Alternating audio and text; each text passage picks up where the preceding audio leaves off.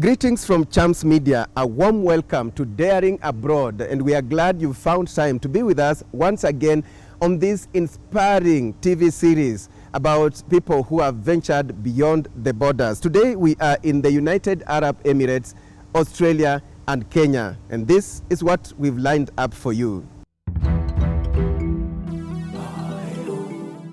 This week on Daring Abroad, special attention on Australia. How are Kenyans in the land down under doing amid COVID-19? We will hear from the president of the Kenyan community in Western Australia, Jeff Ngetich. Also on the show, Australia and Kenya have a lot in common. A one-on-one with the outgoing Australian High Commissioner, Alison Chatters. Now, there is a huge Kenyan community in Australia, but life is no longer normal there because of the COVID-19 pandemic. We sought to find out what has changed through the eyes of the president of the Kenyan community in Western Australia, Jeff Ngetich. Wakenya tunaendelea vizuri, isipokuwa tu COVID kiasi ilikuwa imetulemea mwanzoni, especially kwa wanafunzi. Kuna wenye walikuwa wamefika tu kutoka nyumbani kujoin shule huku. Alafu COVID-19 ikahit. So hawajapata kazi, hawajaanza shule, lazima wajipange kidogo ili washike system. Wengi ilibidi tuitane kama shirika letu, a task force team, to come and help these students who are struggling financially and they're trying to bridge the gap. So we've got parents who visited, we've got relatives who visited to their loved ones. There are those ones who came for their graduations, And because it was a lockdown, the borders were closed, then they were not able to, go back home. Because of the COVID-19, it is a genuine reason. You have to inform the immigration that the reason why I cannot travel is because the borders are closed. I can't get flight back home. So there will be probably, if your visa was like 3 months and no extension, then there will be a waiver of that clause, and then you'll be allowed to still stay until everything is set to go. Is there any Kenyan you know of who was affected in one way or another, either being positive or family member being affected among your members? To this far, we've not received any information or report of any Kenyan that has been infected by or tested positive with COVID-19.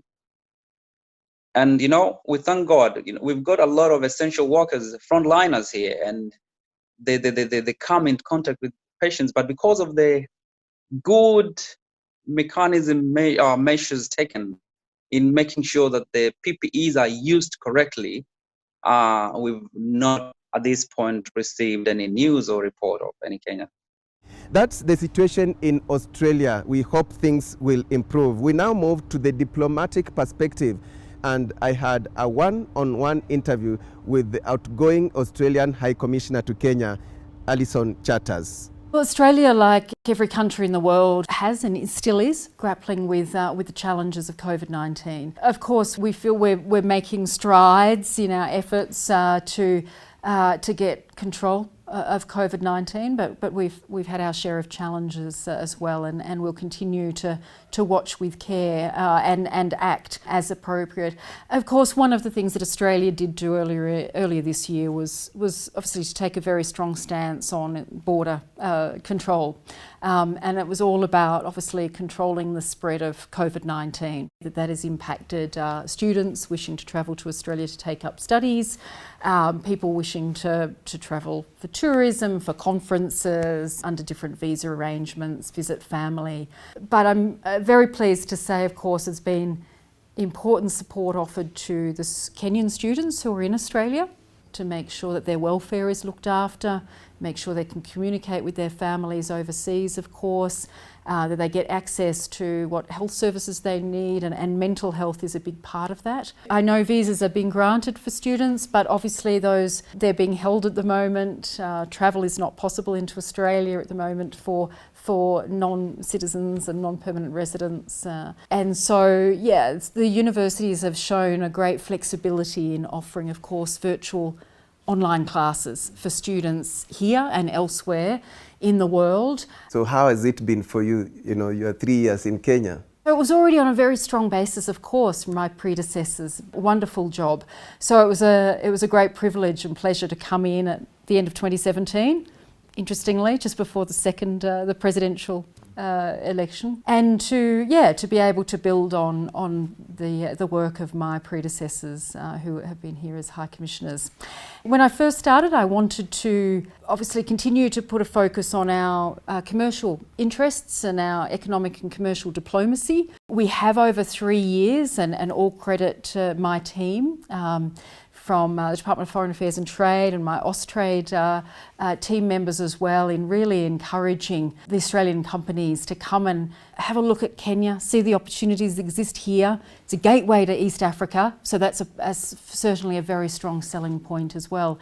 And I think we've seen some new investments, or at least some further exploration of opportunities here for Australian companies. So I'm very excited that I feel is on an upwards trajectory. And I think that's terrific. And I've done my best to promote the Big Four development agenda here as well, and the opportunities that has provided to the private sector to really contribute to Kenya's growth and development. What will you remember Kenyans for? The depth of friendships that we have all established here in Kenya is just second to none. It's incredible. Your favorite food?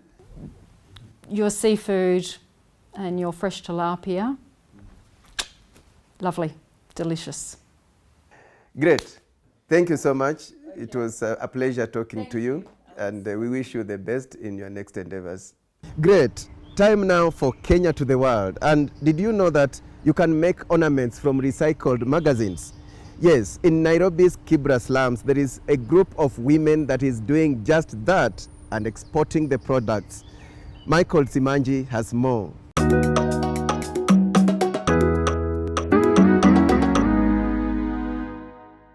At the heart of Kibra constituency in Nairobi County lies a company that is transforming the lives of residents one ornament at a time.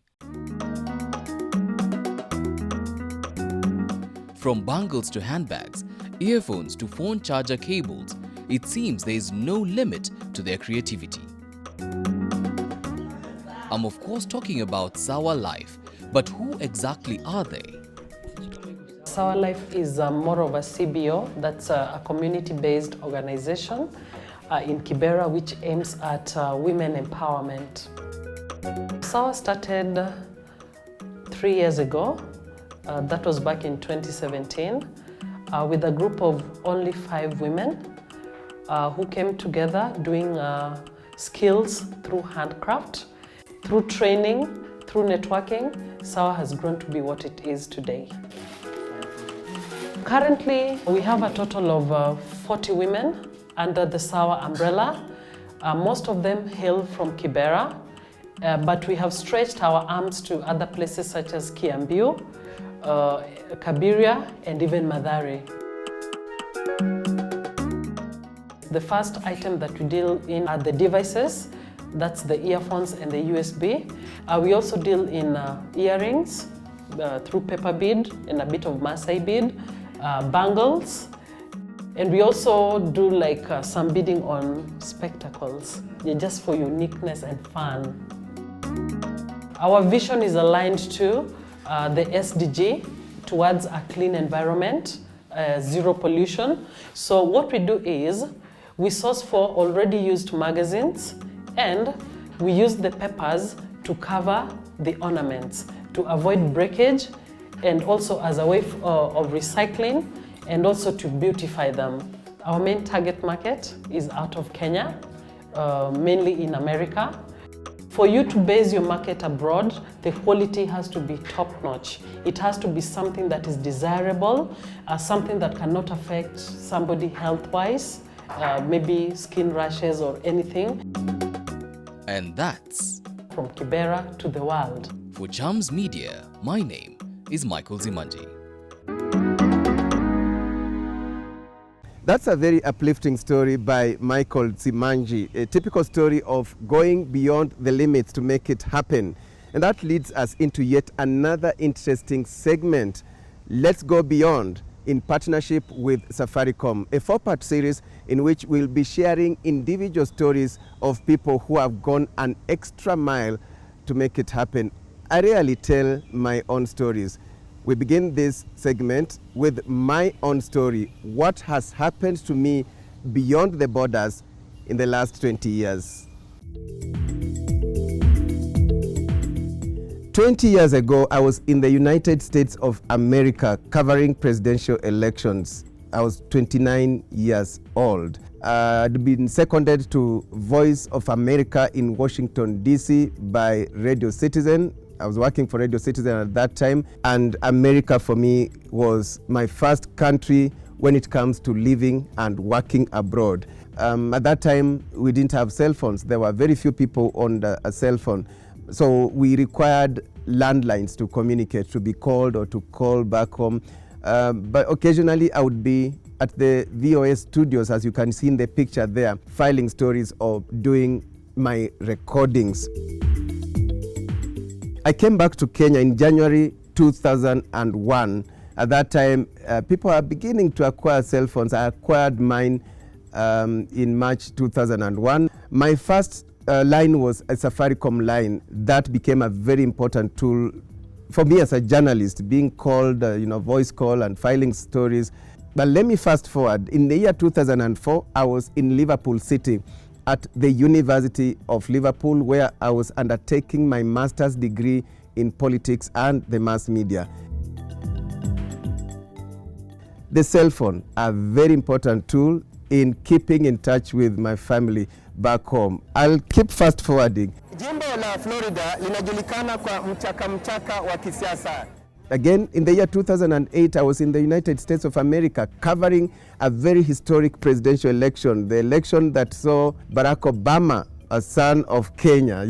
Mobile telephony, again, very important. At that time, roaming services had taken root, and I was roaming using my Safaricom line.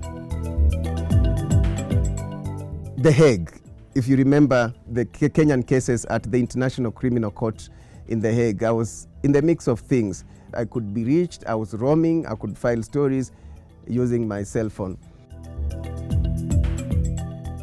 Let me summarize with what people know me for, daring abroad. And ideally, I started daring abroad when I landed in the US 20 years ago to cover the presidential elections. But in the last 6 years, it's been amazing that I've been able to traverse to almost every corner of the world. And mobile telephony has been a key component of being able to communicate and reach my contacts and being able to file stories. Apart from that also, just being able to transact and do business and pay bills using M-Pesa. Just at the click of the button, you're able to reach people and send money. And you know what? On this phone, I have over 13,000 contacts. How do I reach those contacts? Mobile telephony. And that's my 20 years of daring abroad. Very well. That leads us into a short breather. When we return, Saleem Kadamani, an engineer in shipping in Dubai, also ahead, how environmental conservation is linked to tourism, the case study of a unique recycling project in Watamu.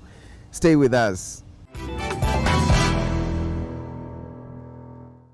Are you looking to study abroad? Options Education Agency is here for you. With over a decade of experience in applications to reputable Australian and UK universities, we take pride in our services, professional counseling, visa applications, airport pickups, and accommodation arrangements. Visit our offices in Nairobi, the Mall Westlands first floor, or call us on 0724 333 222. Options Education Agency, where your journey begins.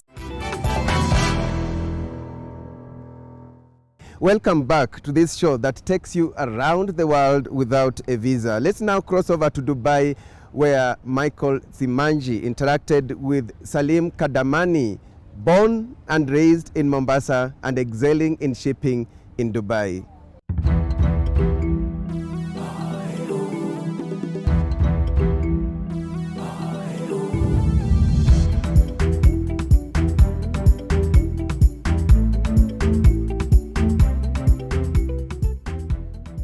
Saturday morning, a delighted Mr. and Mrs. Kardenani welcome me into their beautiful home. I hear squeezing his eyes too. Exactly. His eyes before to sanitize. I can do the leg too. Salim and Azmina, together with their two sons, Ayman and Ryan, have all been living in Dubai for the past 12 years. Ryan. Ayman. Ryan. Ah, okay. And it did not take time for me to see how truly Kenyan Salim and Azmina are. After introduction, I was immediately ushered into the dining table for a cup of tea and polite conversation. Who knew I'd feel so much at home, thousands of kilometers from Kenya? There's something about Dubai in that sense that you end up staying for a lot longer than probably you had envisaged. And that happened to me as well. Anybody who's lived a long time in Dubai will tell you they came for 2 years and 20 years later, so. Salim is the Vice President Commercial for the Middle East, South Asia and African region at Inchcape Shipping Services, a shipping company that offers maritime services to ships as they go to different ports. So he is definitely no stranger to daring abroad. So I did 2 years in Denmark, then came back to Kenya, then went to Addis, Ethiopia, and was looking after the Horn of Africa there for 2 years. And then they gave me the opportunity to travel to come to Dubai. I was not aiming to come to Dubai. Dubai came about because I was traveling in other places. There's a perception in people's mind that Dubai is an easy place, in the sense it's an easy place to make money and to live a very comfortable life, etc. And yes, it is, but you've got to work for it, because it's a very high cost of living here, and you could end up coming here and getting extremely frustrated. Here the laws are very, very strict as well, and so you've got to be cognizant of that you've got some laws here that you should be respectful for. Of course, you should always be respectful for all laws everywhere, but here it's more so because the punishment is also quite severe, right? So you've got to be very careful. As if that is not a challenge enough, Salim has the extra challenge of navigating life in Dubai with his entire family. It's not easy. It's in the sense that the cost of living is very high. So you've got to take that into account when you're bringing or coming with your family, because obviously schooling is very, very expensive here. Generally, in terms of living, it's very expensive. But that said, the quality and the standard of living is very high. So you actually enjoy a better quality of life as well. In terms of balancing work and home, that is always going to be difficult wherever you are. And I think every family needs to find that balance. I am very lucky, I must say. I always thank the Almighty that that I'm blessed with a family which understands. And speaking of the family connection, I wanted to know, where exactly does he hail from back in Kenya? I am from Mombasa. I did my primary there in Loreto Convent, and then went on to do my secondary in Alidina Visram, which is a very prominent school in Mombasa as well. Salim, who is actually a mechanical engineer by training, considers Dubai his home away from home. He also says Kenya has a lot to learn from the UAE. You should not accept second best. You should not accept mediocrity. You should strive for excellence. That's one of the key things, I think. In Kenya, a lot of times we take things, like we were saying, Juakali types as well, right? That it's okay. We push. But no, why should you, right? You should only accept excellence. You should only accept a high professional standard, not only from others, but from yourself. And when I asked for his advice for anyone who's listening, school can stop, but education never stops. You will always learn. Every place you go, and you will be surprised who you learn from. You never know who you learn from. And there you have it. From working in Mombasa to thriving in the UAE. And that's what daring abroad is all about.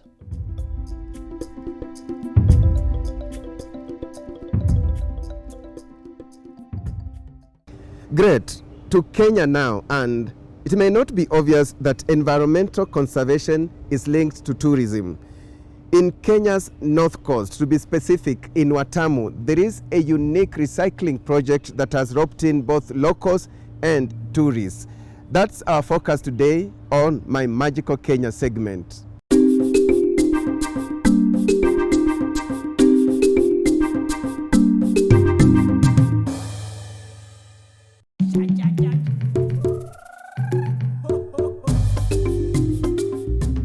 This is where we store all the waste that we get from beach cleanups, as well as from the hotels here in Watamu, Malindi, and some also from Kilifi. So who collects, who pays them? The funds for paying the community members to do these beach cleanups comes from the tourism industry, as well as supporters for the organization, Watamu Marine Association. So Hemingway's, Turtle Bay, are some of the hotels here in Watamu that support these regular beach cleanups. So we use the glass bottles as bricks. Since it's already rigid in nature, you don't need to fill it up with soil. You just you arrange your glasses and in between apply your cement.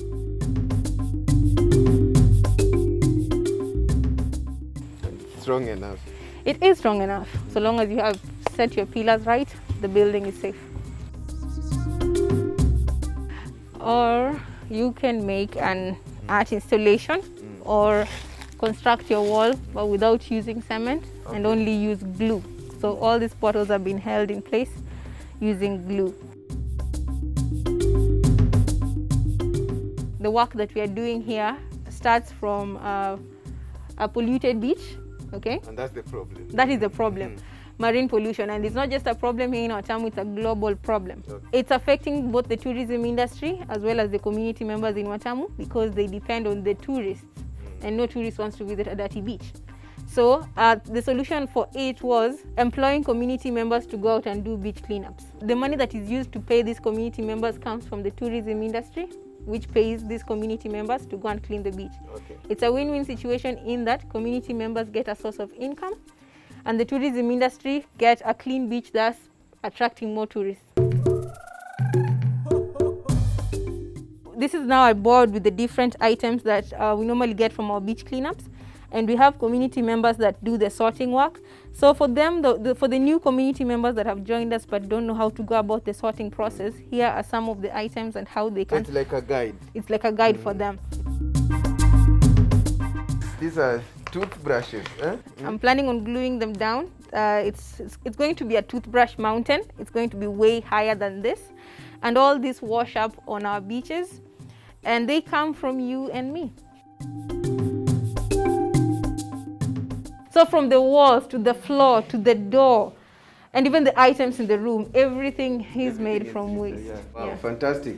I've personally learned a lot here. Thank you. Thank you also for coming, and I hope that you start doing something different with your waste. Of course, I'll share this information to members of the public and our viewers. Good. Great. Thank you. You're welcome.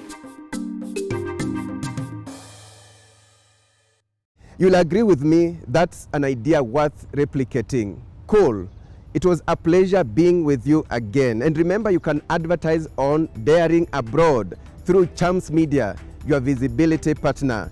Talk to us, keep in touch, and on behalf of the entire Chams Media team that made this production possible, many thanks for watching and see you again next time.